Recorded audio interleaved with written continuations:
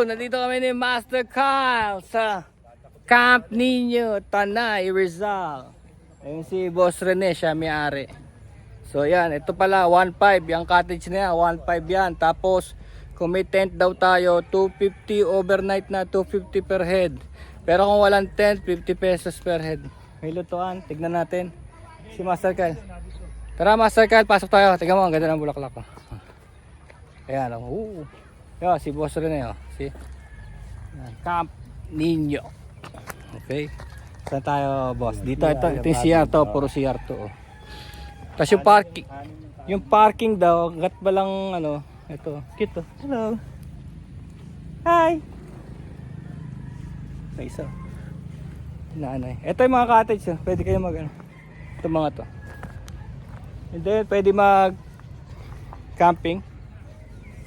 Ito po, ito yung mga cabin 6. Ito ba yung single, no? Yung dalawa lang, ito. Yung apat. Yan ang 2.5 overnight.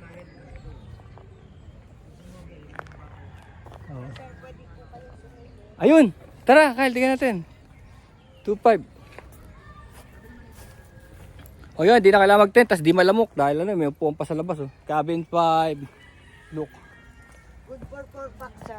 Oo. Tapos, ito yung rubber tree. Ang ganda, rubber tree. Ito, ayun. May electric fan. Ayun, may electric fan. Ayan, dalawa. Hindi na mainit. Siyempre, malamig dito sa gabi. Tapos, 4 nga kasya. Pero yan talaga sinasabi sa inyo, traditional A-house. A-house dito sa sa Tanay. Hindi mo pwedeng baguhin yan. Hindi mo pwedeng sabihin hindi siya magandang tignan kasi tradition yan eh. Alam mo na yung tradition. Ito cabin 6.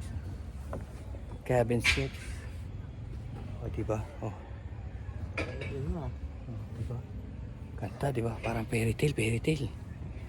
Ito, pwede kang mag-uwi niyan dahil marami yan dito. Ayan. Marami kami niya. Pinagkukuha ko dito yung mga halaman namin. Sa Tanay. Oh. Nagkalat yan sa daan. Parang okay, ayun, gusto nyo Dune Buggy rental. Meron. Gusto nyo. Okay, yun na. Camp Nino. Peace out. Peace.